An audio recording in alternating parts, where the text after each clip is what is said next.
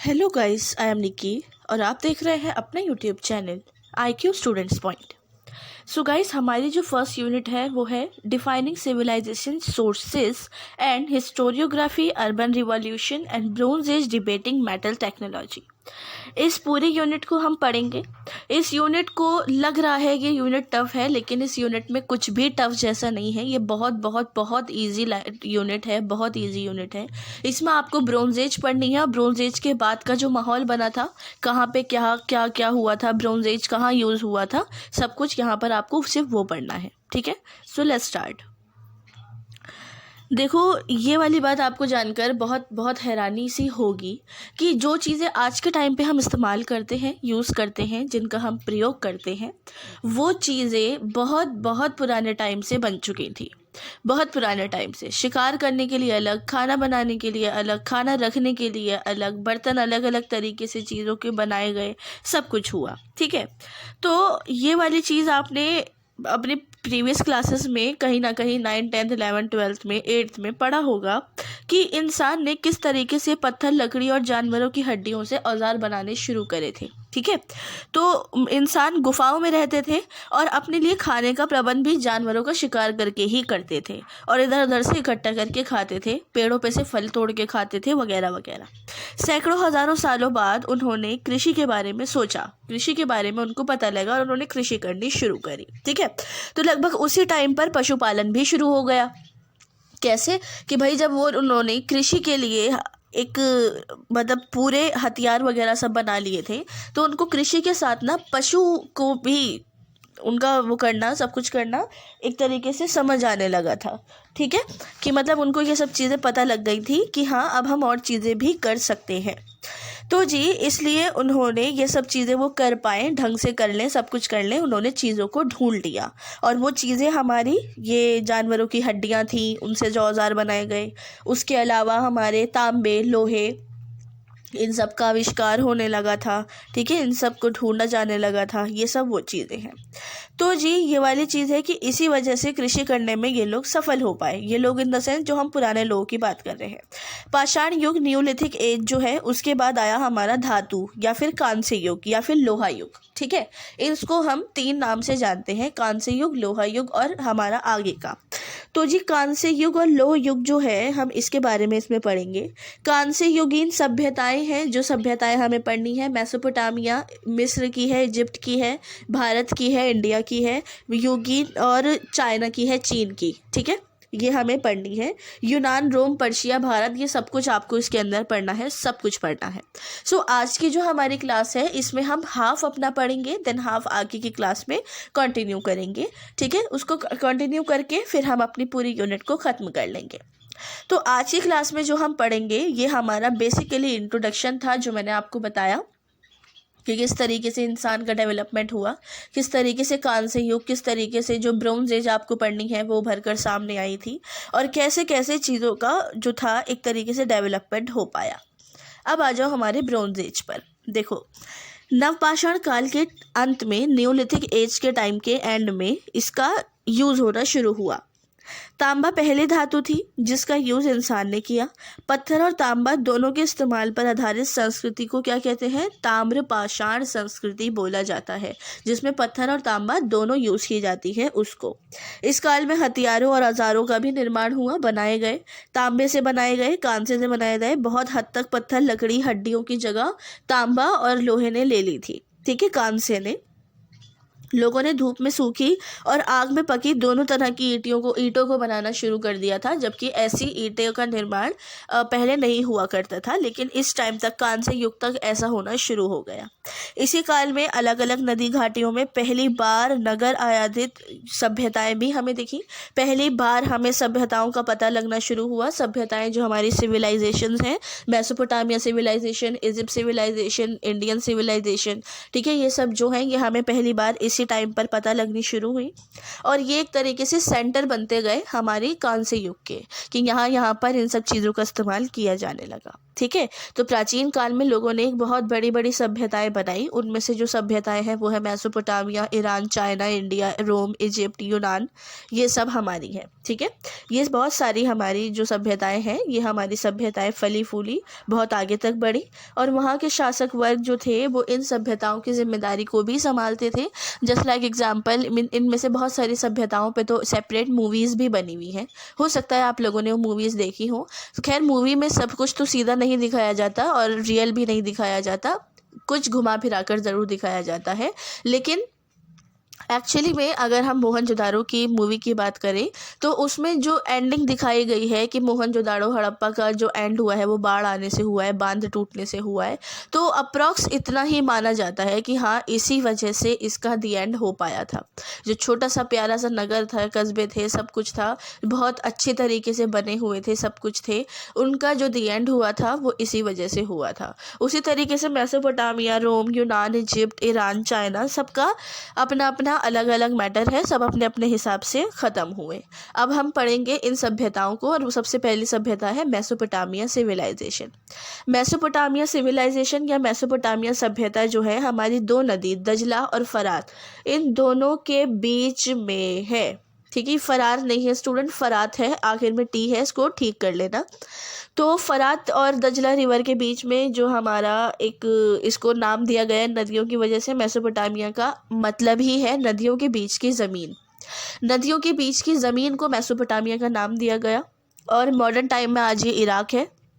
इस नदी में ज़्यादा से ज़्यादा बाढ़ आने की वजह से और उस पर ना मोटी मोटी ज़मीन, उसकी परतें इकट्ठी होती गई, जिससे लोगों को वो जो ढेर सारी मिट्टी जमा होती गई किनारों पर, उससे मेसोपोटामिया के लोगों को बहुत बड़ी चुनौती का सामना करना पड़ा, और वो थी कृषि करना और बाढ़ को काबू करना। और ये जो परतें इकट्ठी होती गई थी ना, उससे कृषि करने में और बाढ़ को काबू करने में बहुत ज़्यादा हेल्प मिल पाई थी इन लोगों को। ठीक है, कृषि उत्पादन में इजाफे के लिए लोहार, कुम्हार, मिस्त्री, बुनकर, बढ़ई, बहुत सारे लोग थे जो सामने आए थे, जो कृषि को आगे बढ़ावा देने के लिए काफ़ी अपने आप को सामने रखते थे। ठीक है, वो अपनी बनाई हुई चीज़ों से रोज़ाना की ज़रूरतों को पूरा करते थे। कोई, किसी ने कुछ बनाया, किसी ने कुछ बनाया, तो वो उस हिसाब से ही करते थे। भारत जैसे क्षेत्र की ज़मीन पर समुद्री होने के बावजूद भी ये व्यापार करते थे। मेसोपोटामिया इंडिया से व्यापार करता था। उन्होंने लिखने की कला डेवलप कर ली थी। उनकी लिपि और चिन्ह चित्र अलग अलग थे, बहुत अलग तरीके से दिखाई देते थे।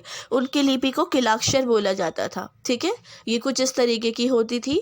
ये मैंने लिपि आपकी लगाई है यहाँ पर, पेपर में बनाने की ज़रूरत नहीं है, बस आपकी नॉलेज के लिए मैंने आपको दिखा दी है कि ये उनकी लिपि होती थी। ठीक है, तो ये जो उनकी लिपि थी जिसको किलाक्षर बोला जाता था, इसको आप याद रखना, हिंदी और इंग्लिश मीडियम दोनों स्टूडेंट्स के बच्चे, कि इनकी लिपि को क्या बोला जाता था। आंसर में मेंशन करना भी आपको बहुत ज़्यादा ज़रूरी है। मेसोपोटामिया के जो प्रारंभिक शहर थे, राज्य थे, वो सब इक्वल थे, उनमें कोई भी ऊंच नीच नहीं थी। उनका अपना प्रशासन था। ये लोग कांसे से बनी चीज़ों का ज़्यादा इस्तेमाल करने लगे थे। ठीक है, उनके अलावा सौदागर, आम लोग और गुलाम भी वहाँ रहते थे। मेसोपोटामिया में बहुत सारे देवी देवताओं को पूजा जाता था। जस्ट लाइक हवा के देवता अलग थे, सूर्य के देवता अलग थे, चंद्रमा अलग थे, आकाश के देवता अलग थे, सब, प्रजन की देवी, प्रेम की देवी, युद्ध के देवता, सब अलग अलग थे, और सब लोग इनको मानते भी थे और बहुत सारे देवी देवताओं की पूजा करते थे। और हर शहर का संरक्षक जो होता था वो देवता ही होता था। मेसोपोटामिया में बहुत बहुत खूबसूरत मंदिर है, बहुत खूबसूरत मंदिर, जिनका निर्माण, जिनको बनाया था हमारे वहाँ के गुलामों और किसानों ने, और जो ज़्यादा से ज़्यादा युद्धबंदी थे और उनसे ही करवाया जाता था ये सब कुछ, कोई और नहीं करते थे, वो लोग ही इसका निर्माण करते थे। ठीक है, नेक्स्ट है हमारा मिस्र सभ्यता। मिस्र सभ्यता पे देखो जी, ये जो है अक्सर नील नदी का मिस्र को तोहफा बोला जाता है। नील नदी का वो इसलिए बोला जाता है क्योंकि हर साल नदी में बाढ़ आने की वजह से किनारे जगमगाने लगते हैं और वहाँ की गाद की एक मोटी सी तह जम जाती है जो ज़मीन को बेहद उपजाऊ बना देती है। तो इस तरीके से वह बारिश ना के बराबर होने के बावजूद भी ना किसानों की जो कृषि है, किसान कृषि बहुत अच्छे से कर पाते हैं। प्राचीन मिस्र वाले जो थे उन्होंने बड़ी सिंचाई सब कुछ डेवलप कर लिया था। 3100 BC के टाइम पर मिस्र जो था राजा के अंडर में था, जब से ही राजा के अंडर में था, और ये लोग राजा को भगवान मानते थे, जिसको फराओ नाम दिया जाता था। अपने राजा को फराओ बोलते थे, ठीक है, फराओ कह के पुकारा जाता था। सॉरी, वो पूरे देश पर राज करता था और सभी जंग में लड़ने के लिए, सब कुछ करने के लिए राजा की ही परमिशन ली जाती थी। हर काम के लिए राजा ही सबसे आगे रहता था। उसके अलावा वो जो हमारा एडमिनिस्ट्रेशन होता था वो उसको भी संभालते थे। हर जगह जगह के मंदिरों को, हर चीज़ को डेवलप करना, ध्यान में रखना, सब कुछ राजा का ही काम होता था। फराओ की सेवा के लिए मंत्री होते थे, मंत्रियों की सेवा के लिए भी और छोटे मंत्री होते थे। उसके अलावा ये लोग जो थे कांसे का बहुत ज़्यादा इस्तेमाल करते थे, बहुत ही ज़्यादा इस्तेमाल करते थे।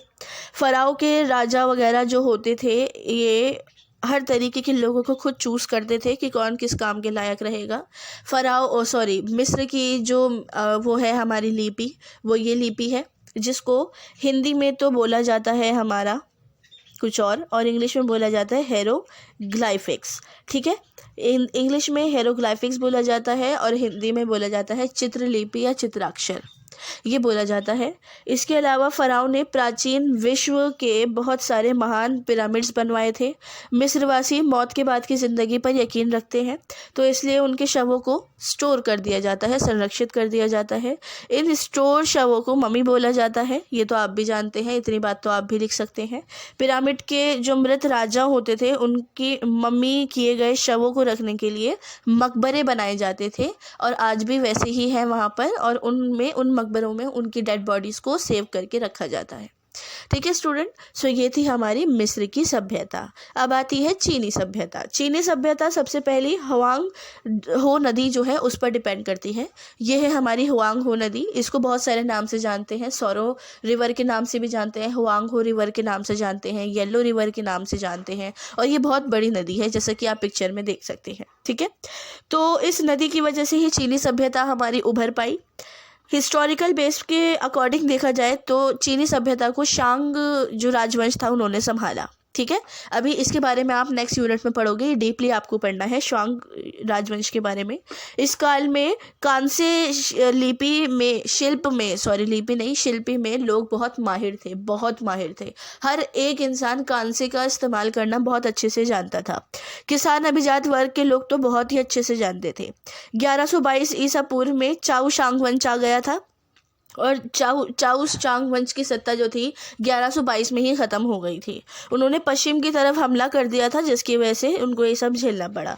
लेकिन कोई भी चाउ राजा इतना शक्तिशाली नहीं हुआ जितना कि अपने आप में किसी को काबू कर सके। जो एक मतलब एक कहते हैं ना पुराने का जो होता है कि हाँ ठीक है ये एक है जो कंट्रोल कर सकता है, उतना कोई नहीं हो पाया उनके बाद।